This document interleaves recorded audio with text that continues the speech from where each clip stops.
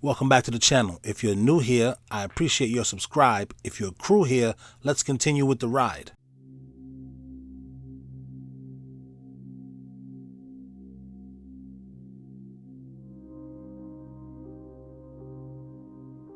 The creepy thing here is this only happened a few months ago. That's how numb we are to the tragedies and things happening, thing after thing after thing after thing, that we're all like, oh, I don't believe that happened. It's not just that our attention spans are shorter. These calamities are coming back to back to back.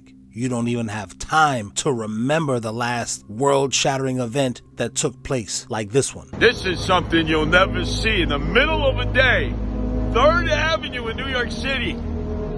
This is the future when everybody leaves and heads to Florida. They're on their way to Texas, Tennessee, Florida, Georgia, North Carolina, South Carolina. Look, there's nobody back there because they've all fled the city, and it'll be a city only of criminals, homeless, emotionally disturbed, and migrants. I am Nostradamus. I see what's coming in 2024. Vast sea of emptiness.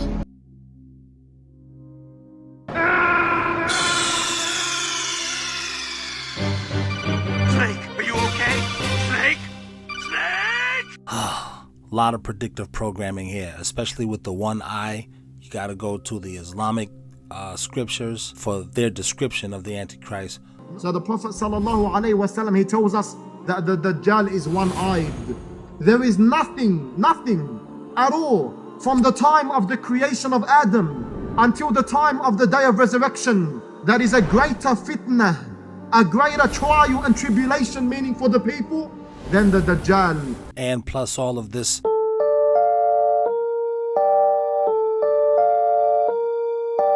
and they want us to worship the devil with them, but at the same time this guy is telling us that it's it's not the devil, it's aliens. I mean, all right, let's keep going though. A lot of people don't realize that Yeshua, at the age of 12, aka Jesus, of what he's known in modern times, at the age of 12, he disappeared, like you said, disappeared from the Bible completely. Well, where was he? He went to Egypt. And the proof of this is Coptic Cairo. In Coptic Cairo, the house that he lived in is still there. It's now a Coptic church. The bed, everything is still there. It's a shrine now. This person was real. It wasn't a fairy tale. He actually did exist. He was there with his mom, actually, for some time. And what did he go there for? He went to study and learn the Egyptian mysteries. He was an adept initiate. So Jesus went to learn the Egyptian mysteries. Basically, he's leading us down the path that Jesus was somehow a Freemason.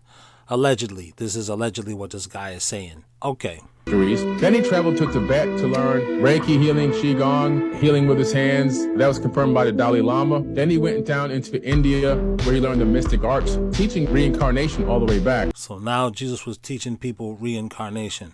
Okay. And you can find evidence of this in a little-known scripture named the Gospel of the Holy 12, which is omitted from the Bible. You realize that he went to go learn the devil's work, Egyptian mysteries, which was really the teachings of Thoth the Atlantean. So anywhere in the New Testament where you see Jesus speaking or quoted as saying something, in my book, I have the Thoth's words from the Emerald Tablets and Jesus' words side by side, where you can see he's saying the same thing that Thoth was saying 36,000 years ago. That's what I'm saying. So most people with spiritual knowledge will tell you that demons or jinns or whatever these things were or are allegedly, they can shapeshift, be any form they want. I mean, the Bible says that the devil came to Jesus. Did he look like a devil with horns and a tail and he was red? You guys leave it in the comments what the Bible says the devil came to Jesus as when he was fasting for those 40 days. And then the Bible also says in the Garden of Eden, the devil came a different way, but he wasn't actually the devil then, allegedly, but he looked a different way. And if you look in the Islamic text, they'll tell you that he's always shape-shifting. He'll come looking like this. He'll come looking like that. So I don't know that this Thoth person wasn't just a demon or the devil talking to these people. I don't know. This guy Billy seems to know everything, but well, I won't say everything, but I mean, how do you know? Where'd you get your schooling from? Now you're trying to sell me your book? It's very fantastical, and it looks like it would be very interesting at the least. I would buy the book not just to scoff at it. For one, my racism will kick in and I'm like, I want to support a black man. I'm being honest. My racism will just kick in. You know, I voted for Obama. He's a terrible president, but, you know, my racism kicked in and I just wanted to vote for the guy. But I'm trying to get over that. Who hurt me, you might ask? America hurt me. So I'm going through therapy for that. And I feel like I can share that with you guys as family. But my racism also kicks in and says, brother, how do you know? It's a conundrum that America puts you in. Let's keep going though. What's up, fam? So, you guys remember this movie? Kurt Russell. Remember how the area looked in the movie? That's what New York City is going to look like in the next few months. That's why I started this video by saying, just a few months ago, these deer and animals was acting all weird. Now we totally forgot about that. This was just a few months ago that this trucker was talking about this. This is the way New York is gonna look in a few months. This is the way New York looks right now. So, do you making the connection? I forgot. Allegedly, this is the way New York looks. Allegedly. Reports now that the truckers all across this country on Monday will no longer be accepting any loads to New York. So, not only have you lost your residence, you also lost your businesses, or soon to be losing almost all your businesses, and now you done lost your supply chain. Good luck. I wish you guys the best of luck there in New York in the next coming months. Why should you not get your passport? So you can stay here? I mean, the world is a third world country. America is turning into a third world country. You really want some insight? You ought to watch the first season of Dark Angel. Allegedly. It was a very popular show, came out in the early 2000s, and they just canceled it. Super dope show. What's the girl's name? Jessica Alba, fresh when she got into the industry. Beautiful, fatty, produced by James Cameron, Terminator, Avatar, that James Cameron, 24 years ago. Just got rid of the show. I ain't gonna say no more about it. You Google it and see what the show was about. I'm out here in a normal neighborhood. Look at the type of stores and people. Do you notice anything? Now I'm out here in the hood. You notice a difference? Capitalism has gone so far in the West that it's merged with racial, social, economic dynamics, which can't be changed in our lifetime. But here's what can. Look at the stores. Fried chicken and Chinese food, liquor stores where we can't interact with anything, and beauty salons owned by possibly racist people. Pay top dollar to alter our natural hair. Why have we been keeping these businesses in power since the 70s? Why is poor America always so content? I don't know, you gotta act. Money talks. Control your dollar.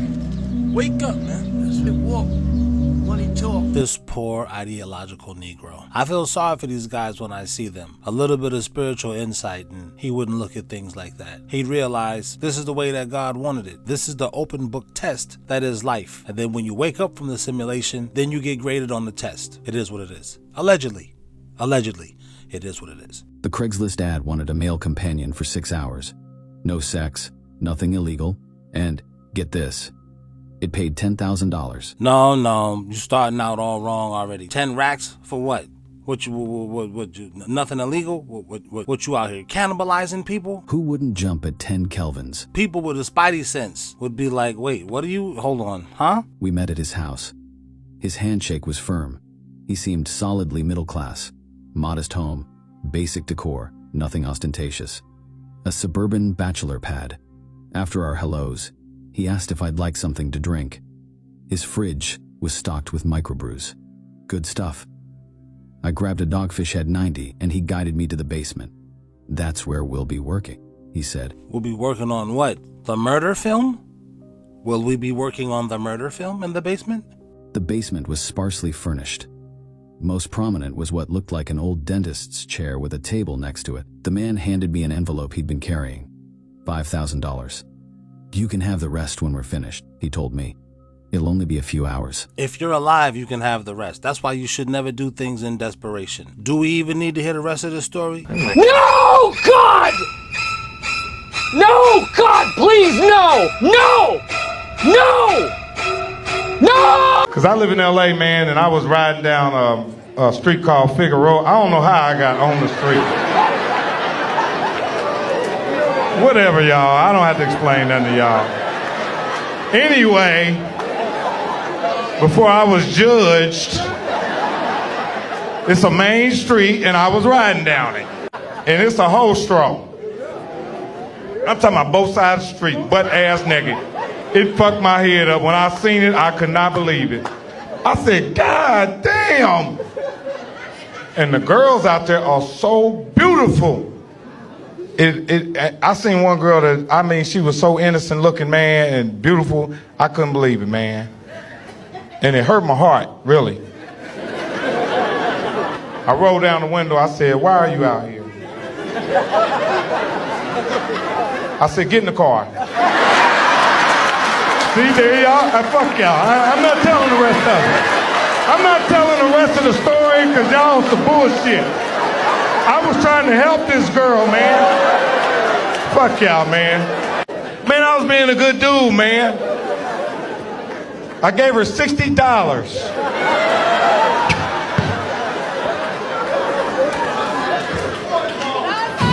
Why did I give it? Because she needed stuff. Oh, God. I don't want to tell y'all no more of my good deeds that I do. I've been riding down the street every day for the last 2 months trying to find this young lady and keep her on the right track. What is you doing out here, shorty? Is this what the feminist movement told you, female empowerment? Or is the patriarchy oppressing her? You need therapy. The murder of Roger Troutman. The Troutmans were a big family, and in the 80s they blew up as Zapp in the funk scene with hits like Bounce to the Ounce, Computer Love, and Dance Floor. Their brother Roger was a vital part of their success as the composer, songwriter, and producer. Along with playing multiple instruments, Roger also popularized the talkbox, which became his distinguishable sound. In the late 80s, Roger went solo, popping out other singles like I Wanna Be Your Man. And even the 90s Grammy-nominated collaboration California Love with Tupac and Dr. Dre. Around that time that he went solo, other members of the Zapp group started doing their own thing as well. Larry, Roger's older brother, became the manager for his solo career and president of Troutman Enterprises. And Troutman Enterprises was a family business that offered things like limo service, rehearsal space, a bunch of recording studios, even real estate management. And it's said that the brothers were a great team. They balanced each other out. Issues arose when Troutman Enterprises began having financial troubles. $4 million in bankruptcy debt, $400,000 in back taxes, and you know what that means. There's probably some foul play going on somewhere, which is what Roger caught on to, allegedly. Allegedly, Larry was into drugs and was stealing and mishandling the money from the family businesses. It is said that Roger was planning on firing Larry as his personal manager and removing him from the financial dealings within the family business, which brings us to April 25th, 1999. Roger was sitting passenger to Larry in his black sedan parked in the alley of one of their recording studios. Now, of course, no one knows what the exact conversation was, as it was just those two in the car, but it is assumed that Larry no longer being Roger's manager and removing himself from the family business was the topic of discussion. And if this is the case, you could imagine that conversation getting heated. And things escalated with Roger being shot twice in the front torso and then twice in the back as he was trying to get out of the car. He died in that alley as his brother pulled off, but not getting too far as he ran into a tree a few blocks down after unaliving himself with the same gun that was used on Roger. And what would cause someone to unalive their baby brother? Unfortunately, money. If Roger was trying to remove him from the family business and as his manager, maybe he was thinking, how am I going to survive? Or how am I going to make comparable money to what I have been? Not to mention he was allegedly on drugs, so he probably wasn't thinking the most coherent and logical to begin with. The brothers had a joint funeral and were buried side by side, the mother's request.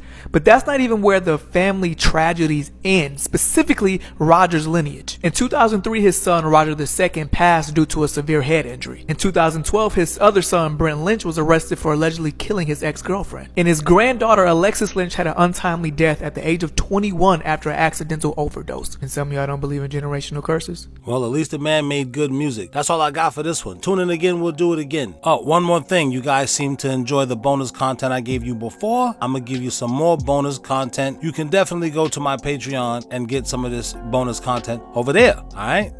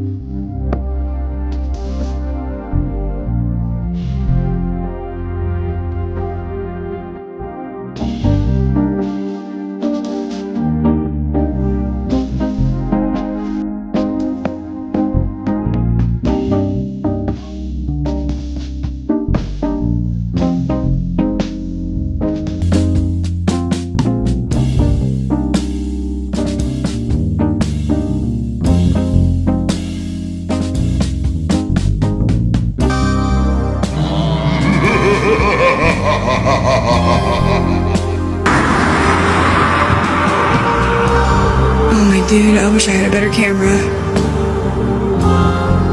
Do you have a good camera? Not really.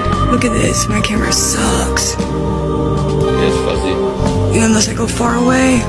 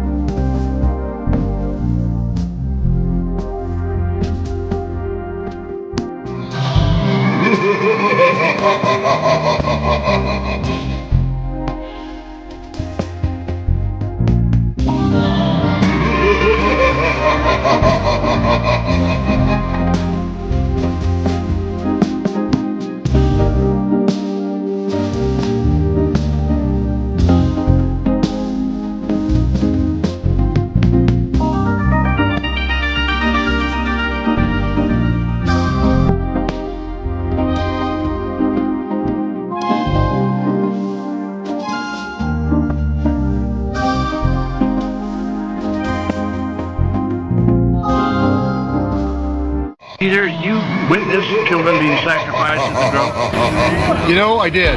I'm calling for a dig. I'm calling for the cadaver dogs to come in and the equipment that can identify bodies that have been buried underneath the ground there. Are you in favor of that? I would be, and it would be an interesting thing to see what happens. I can tell you from past experience and what I know from other sources, also firsthand, is they go way out of their way to dispose of bodies. But I would definitely support that.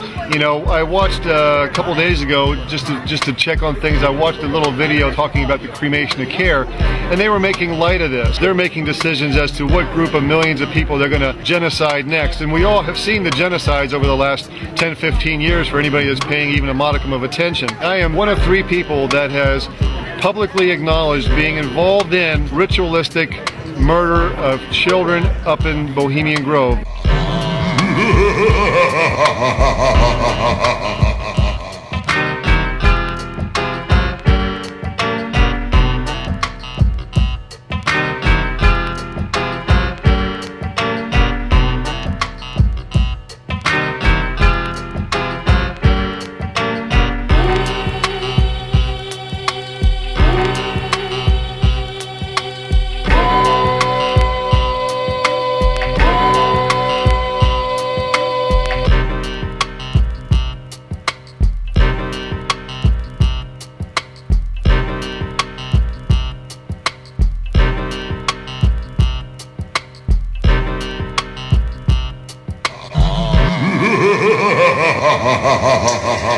Well, imagine your vision is totally normal, and then one day you see demonic features everywhere you turn, just like this. That is the reality for Victor Shera. He has an extremely rare yet terrifying disorder called prosopagnosia, or PMO. Sufferers see parts of other people's faces distorted in shape, texture, position, or color. For Shera, that means grotesque grimace, elongated eyes, and deeply etched scars. Also pointy ears. Shera shared his story in a study published yesterday in The Lancet. There are 81 known cases of the disorder. Scientists say people can develop it after a brain injury, tumor, or infection, or after seizures. All right. So that's pre-programming. They have a name for the condition when more and more people start seeing those alien faces, like kind of like lizard people, you know, with like the long heads.